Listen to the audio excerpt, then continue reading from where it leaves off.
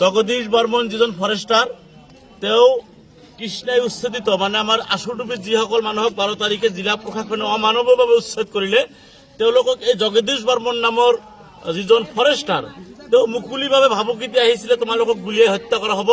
মই মোৰ নিজৰ পকেটৰ টকা দি হলেও তোমালোকক ইয়াৰ পৰা গুলিয়াই হত্যা কৰিম এই জগদীশ বৰ্মনে এই বিষয়ে ইতিমধ্যে আমি গোৱালপাৰা জিলা প্ৰশাসনক অৱগত কৰিছো যে জগদীশ বৰ্মনে 13 তাৰিখৰ পৰা কন্টিনিউ উচ্ছেদিত মানুহসকল সৰ্বহাৰা হৈছে গৃহহাৰা হৈছে সেই মানুহসকলক থাকিবলৈ ঠাই নাই ৰাস্তাৰ কাষত তেওঁলোকে তিৰপালৰ তলত আছে নোখোৱা নোলোৱাকৈ আছে খাবলৈ পানী নাই অৰ্ধাহাৰে অনাহাৰে আছে কেঁচুৱাসকল অনাই বনাই ঘূৰি আছে সেই অৱস্থাত জগদীশ বৰ্মন নামৰ মানুহজনে সেই মানুহখিনিৰ ওপৰত অত্যাচাৰ উৎপীড়ন কৰি 13 তাৰিখৰ পৰা কৈ আহিছে তহঁতক গুলিয়াই হত্যা কৰিম এই কথাখিনি আমি গোৱালপাৰা জিলা প্ৰশাসনক অৱগত কৰিছো যে জগদীশ বৰ্মনক আপোনালোকে কণ্ট্ৰোল কৰক কিন্তু গোৱালপাৰা জিলা প্ৰশাসনে জগদীশ বৰ্মনক কণ্ট্ৰোল কৰিব নোৱাৰিলে আজি জগদীশ বৰ্মনৰ নেতৃত্বত অসম আৰক্ষী আৰু বনৰক্ষী বাহিনী আশুডুবিৰ উচ্ছেদিত জনতাক গুলিয়াই হত্যা কৰিলে এজন মানুহ থিতাতে মৃত্যু হল সাকুৱাত আলী নামৰ সফল ডেকা মানে 18 বছৰ 19 বছৰ বয়সৰ সফল ডেকা সেই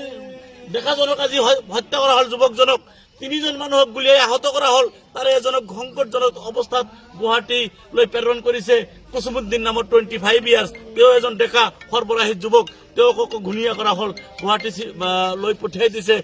আপোনাৰ কি মেডিকেল কলেজ হাস্পাতাল লৈ জীৱন মৃত্যুৰ সৈতে তেওঁ যুঁজি আছে আৰু দুজন মানুহ ইতিমধ্যে আহত হৈছে আকাশ আলী নামৰ 28 বছৰীয়া যুৱক এজন আৰু আমিৰ হামজা নামৰ 27 বছৰীয়া যুৱক এজন এই যে অসম চৰকাৰৰ যেটো হিটলাৰী অসম চৰকাৰে বাছি আমাৰ মুছলমান সংখ্যালঘুসকলক যি উৎপীড়ন কৰি আছে অভাৱে তেওঁলোকে গুলিয়াই হত্যা কৰিলে আমি জিলা প্ৰশাসনক ৰিকুৱেষ্ট কৰিছিলো আপোনালোকে জগদীশ বৰ্মনক ইয়াৰ পৰা আঁতৰাই দিয়ক জগদীশ বৰ্মনক কণ্ট্ৰোল কৰক আজি জগদীশ বৰ্মনৰ সেই যি প্ৰতিশ্ৰুতি আছিল তেওঁ যেটো প্ৰতিশ্ৰুতি দিছিল তহঁতক গুলিয়াই হত্যা কৰিম জগদীশ বৰ্মনে আমাৰ মানুহখিনিক গুলিয়াই হত্যা কৰিলে আমি জিলা প্ৰশাসনক গোৱালপাৰা জিলা আৰক্ষী অধীক্ষকক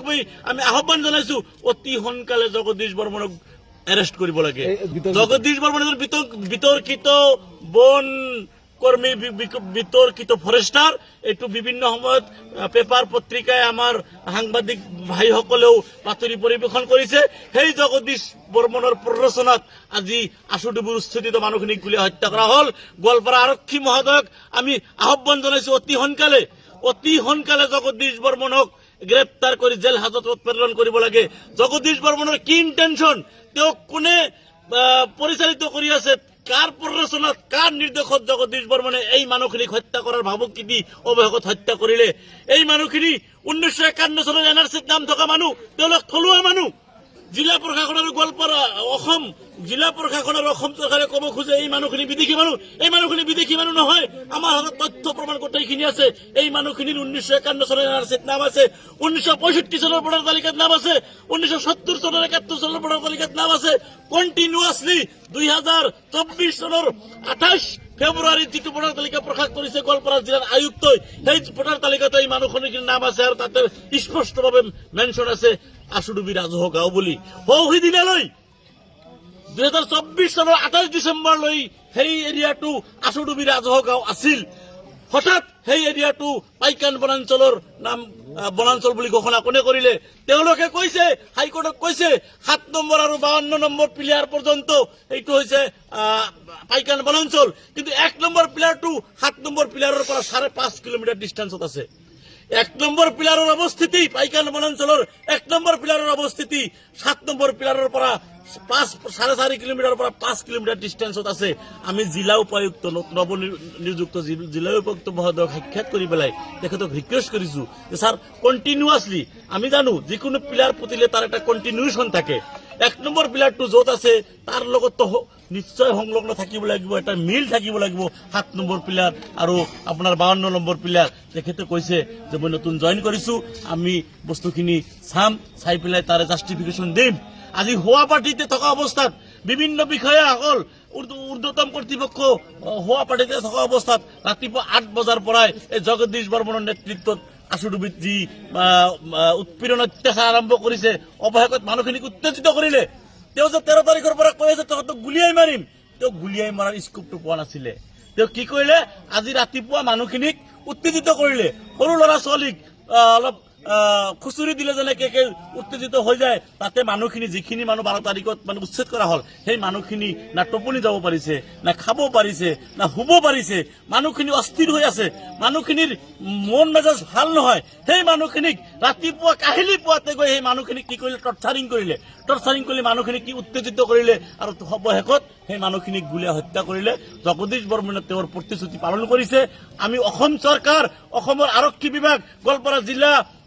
আৰক্ষী অধীক্ষক মহোদয় গোৱালপাৰা জিলাৰ উপায়ুক্ত মহোদয়ক আমি আহ্বান জনাইছো দাবী জনাইছো অতি সোনকালে জগদীশ বৰ্মনক গ্ৰেপ্তাৰ কৰিব লাগে নহলে শান্তিকামী জনতা আমি গোৱালপাৰা জিলাবাসী শান্তিকামী মানুহ আমি গোৱালপাৰা জিলাৰ মানুহ কেতিয়াও শান্তি নিবিচাৰো যিকোনো দেশৰ যিকোনো পৰিৱেশ পৰিস্থিতিৰ সময়তো আমি কিন্তু গোৱালপাৰা জিলাৰ সকলো জাতি জনগোষ্ঠীৰ মানুহ শান্তিৰে বসবাস কৰো এই শান্তিপ্ৰিয় এই শান্তিকামী গোৱালপাৰা জিলাত এই শান্তিৰে বসবাস কৰি থকা গোৱালপাৰা জিলাবাসীক কোনোবাই অশান্তিৰ মাজত ঠেলি দিব বিচাৰিছে কোনোবা বিহাৰী আহি পেলাই আমাৰ ওপৰত অত্যাচাৰ কৰিব বিচাৰিছে যোৱাকালি তেওঁ সেই বিহাৰীয়ে কৃষ্ণ অঞ্চল পৰিদৰ্শন কৰিছে প্ৰকাশ কাশ্যপ নিশ্চয় আজি প্ৰকাশ কাশ্যপৰ প্ৰৰোচনাত জগদীশ বৰ্মনে আমাৰ মানুহখিনিক হত্যা কৰিলে হুইচ প্ৰকাশ কাশ্যপ তেওঁ মাটিৰ মাফিয়া তেওঁ আমাৰ গোৱালপাৰাত বসবাস কৰা ৰাভা জনজাতীয় মানুহৰ মাটি 38 বিঘাকৈ মাটি চাৰ্কেল অফিচাৰক প্ৰভাৱিত কৰি নিজৰ নামত ৰেকৰ্ড কৰি লৈছে সেই বিহাৰী অনামী অসমীয়া বিহাৰীয়ে আমাৰ গোৱালপাৰা জিলাখনত অশান্তিৰ পৰিৱেশ একটা সৃষ্টি কৰাৰ কাৰণে ইয়েছ প্ৰকাশ কাশ্যপৰ উচ্চতনিত আজিৰ ঘটনাটো হৈছে প্ৰকাশ কাশ্যপে যোৱাকালি কৃষ্ণাত গৈছিল প্ৰকাশ কাশ্যপে অপেন আমাৰ মানুহখিনিক টাৰ্গেট কৰি কথা কৈ আছে প্ৰকাশ কাশ্যপে ৰাভা জনগোষ্ঠীৰ মানুহৰ মাটি বেদখল কৰিছে আৰু জগদীশ বৰ্মনে 13 তাৰিখৰ পৰা গুলিয়াই মাৰিম তহঁতক বুলি কৈ আছে এই প্ৰকাশ কাশ্যপৰ উচ্চতনিত প্ৰকাশ কাশ্যপৰ প্ৰৰোচনাত জগদীশ বৰ্মনেৰ নেতৃত্বত আজি আমাৰ আশুডুবিৰ মানুহখিনিৰ